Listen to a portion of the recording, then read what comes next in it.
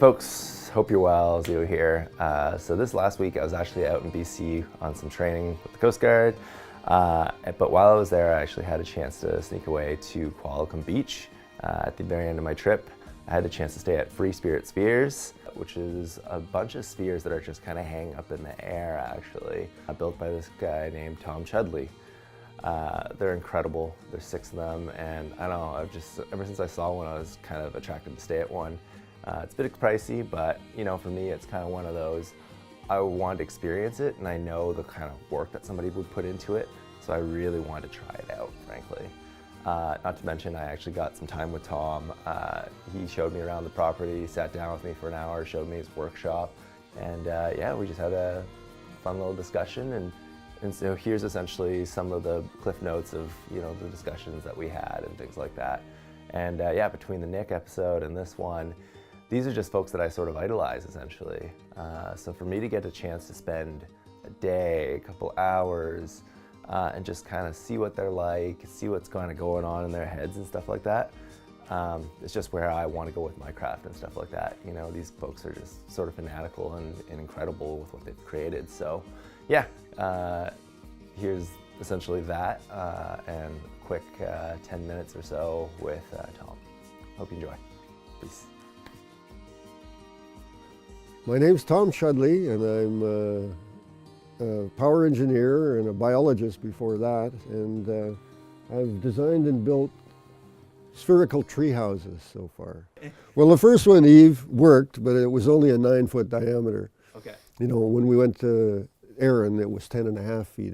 Okay. You know, so it's almost 60% more volume. Yeah.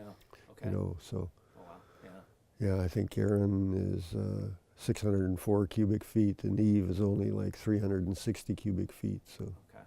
Yeah. That's awesome. Well, you know, in a sphere, the structural component is the skin. You know, it doesn't require an elaborate framework to be strong. Think of a ping pong ball. You know, as long as it's monocoque, there's no cracks in the exterior. It takes one hell of a walloping, and it just distributes that stress around the skin because of the continuous curvature in both directions, in all directions, basically. And so that way you can make it really light, you know. You put in these laminated frames and they create insulation space. They'll give you something you can hang your furniture to, and they stiffen the skin up a little bit. There's 5 on the property, 1 on the ground, 6 in the air, and this is going to be number 6, the one that's behind the outhouse there. God, I started building spheres back in 1993. Okay. Yeah, No. 26 years ago. Was there a reason why at the time, or just like out of curiosity? Well, you know, I think it was a job for me to do, to tell you the truth. It was one of those jobs, or I mean, ideas that wouldn't go away. It's like building a boat. Yeah. And you've built canoes, so you know what it's like. You got to scribe pieces. Yeah. You use a completely different set of techniques, you know, like you wouldn't use your level in a square to the extent a carpenter with, because I mean, when you step into an empty sphere shell with a level in a square, what do you do with it? You know, it's useless, basically. When you go into a sphere, the first thing you got to do is you got to put the North Pole over the South Pole, and you can do that with a plumb, right? You know. And then you shoot your frame stations, like the center of the door is frame 1, and then every 20 degrees you're going to take a laser level, and you can mark the beam of the laser level, you know. Okay. You level it, or use a self-leveling laser level is what I do, and I set it up over the South Pole on a tripod, and I shoot, you know, my lines of longitude so I know where I'm going to put my frames. And then I can shoot my elevation so I know where the floor is going to be, I know where the seat level is going to be, and I lay out my sphere basically with a laser level. I was just going to show you the frames, because you can't really saw these out of a single piece of wood, you know, so they're laminated. They're made in a jig. 1/8 inch or 1/4 inch? Yeah, it's almost 1/4 inch. Yeah. Just a little light of 1/4 inch. Ash? No, they're just spruce. Oh, really? But they come out incredibly strong when you Yeah. glue them. I use epoxy. Oh, yeah? Okay.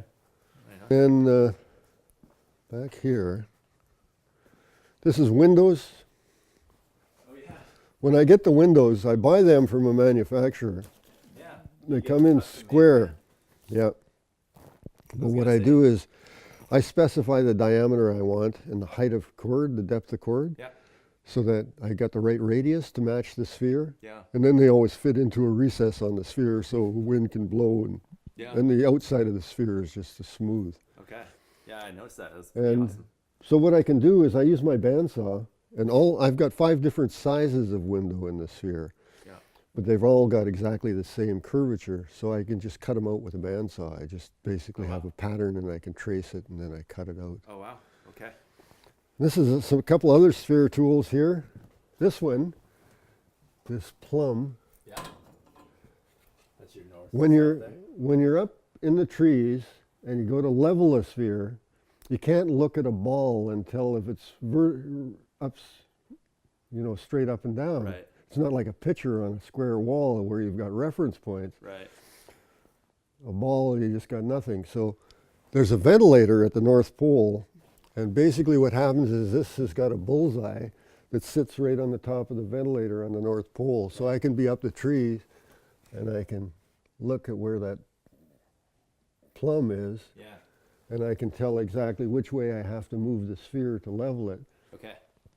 So usually whoever's helping me is working the winch, and like I said, I've got the sphere hangs in the middle of a triangle of trees like this. Right. And I'm up a tree, and I'll say the door will be facing tree number 1, and then if you're looking down from the North Star, you're looking at tree number 2 and then tree number 3. Right. And that's actually your model right there, right? Yeah. Basketball? Yeah.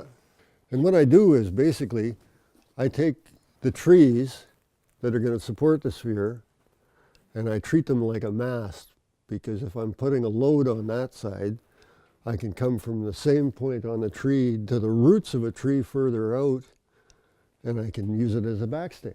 Okay. And basically what I've done is I've put an elastic load on that tree both ways, and I've damped it. Yeah. It's been working really good. You know, I've been at it 25 years, and we've never had a serious accident. Yep. The only thing this needs is upholstery and flooring, and I've got to cast a couple of bronze components for the ladder brackets. Right. Where the ladder clamps onto the side of the bed. Yeah. And so this stuff here, this is all, is this, kind of wood is this? This is black walnut. It's all walnut too, right? Yeah, Oh, okay. everything's walnut. Everything's walnut. Yeah, after Eve, I decided I wanted to just stick with one kind of wood, you know. Yeah. So I look for... Walnut's not cheap. That's the thing. Well, it's cheaper than teak or bubinga or sapele or something like that, you know, exotic hardwoods. So. That's true. That's true. Yeah. Cool. And it's nice. I like it. It's got good character and texture and whatnot. You know what? On this path going out to Melody, we've had 2 cougar sightings in the last 5 years. Oh, no. Yeah. No. God, people were thrilled with the opportunity to tell you the truth. Yeah. I would too. I would love to see a cougar up close. But this, you know, goes back, connects to game trails and goes all the way down to the Qualicum River, really. Okay. Yeah. The last time was the summer before last. There was a couple from Port Angeles, Washington. Yeah. They were just sitting on the chairs by the mushroom there, watching the sun go down. And the cougar, they were having a glass of wine, and the cougar came wandering around here, and it didn't notice them until it got almost to the outhouse. Oh my God. And then, wow, it saw them, and boom, it was gone down into the forest, you know. But the guy was an avid mountain biker, and he said all he'd ever seen is the tail end of cougars as they were disappearing into the bush, you know, riding. And he said it's the first time he'd ever seen one real up close, you know. Wow. So this is one of the new mushrooms, you know. Okay. Just a random shake pattern, you know, so that it blends in a little more. No.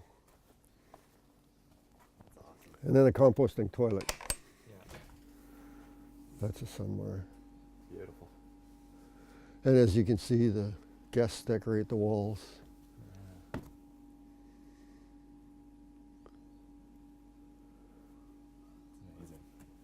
Amazing. Yeah, we get a great crowd. But again, I support everything with spreaders and wires. So basically it takes the load back to the trunk of the tree. And you don't really notice the backstays, but you can see there's a backstay here. If you look for the straight lines, you just focus on straight lines. Yeah. That's the unnatural part of it, Oh, it's pretty hidden though. Yeah, and that's the tether that's actually supporting the weight of the sphere back there. Okay, okay. And it's a 3-point load, like a 3-legged stool. Yeah. It'll find its own center.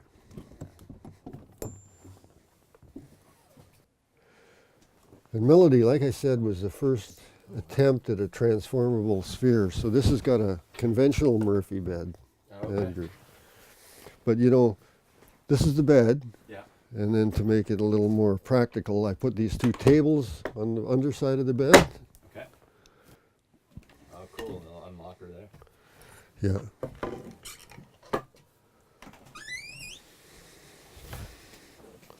Neat. And so it turns into a bedroom by night. Wow. And this one's actually, I don't have it in the floor right now, but like I said, we were talking about putting one on the pond just to try that sphere on the water idea. Yeah. And this has got a built-in massage table in the floor. Oh, really? Like there's a hatch underneath the rug. Okay. Insane. And the hatch